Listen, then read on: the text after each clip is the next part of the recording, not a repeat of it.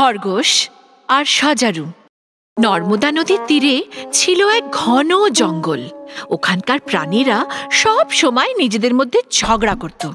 আমরা সব সময় ঝগড়া করি, আমাদের কেউ রাজা নেই যে আমাদের বিচার করবে। হ্যাঁ, ঠিক বলেছো, আমাদের একটা রাজা থাকা উচিত।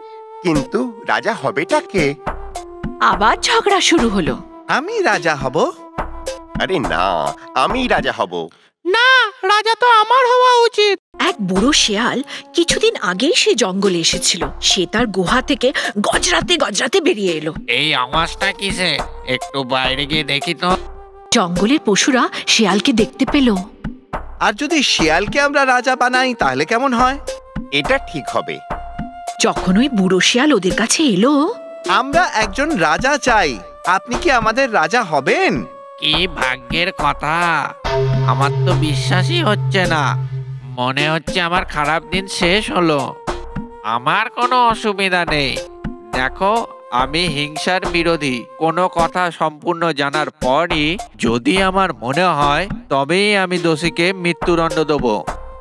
সব প্রাণীরা প্রসন্ন হলো। মহারাজ, হিংসা বিরোধী তো আমরাও, কিন্তু এক ন্যায়প্রিয় রাজাই অপরাধীকে যোগ্য শাস্তি দিতে পারে।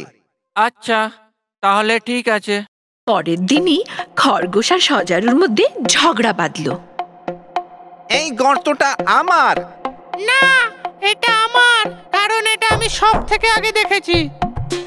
তুমি দেখে থাকতে পারো, কিন্তু আমার বাবা এটা আগে তৈরি করেছিলেন। তোমার বাবা এটা তৈরি করেছিলেন তো কি হলো? উনি তো এটা ছেড়ে চলে গেছিলেন। আচ্ছা ঠিক আছে, চলো আমরা রাজার কাছে যাই।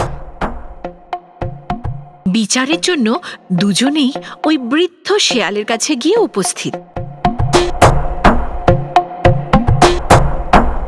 মহারাজ, ন্যায় করুন, আমাদের বিচার করুন। কেন? কি হলো? দুজনেই একসঙ্গে নিজেদের ঝগড়ার বিষয় নিয়ে শেয়ালকে বলতে আরম্ভ করলো। আরে দাঁড়াও দাঁড়াও, আমি বুড়ো হয়ে গেছি, কানে ভালো করে শুনতে পাই না। একটু কাছে এসে বলো। দুজনেই নির্ভয়ে শেয়ালের কাছে এগিয়ে গেল। শিয়াল বাবাজি একসাথে দুজনকে ঝাপটা মেরে খেয়ে ফেললো।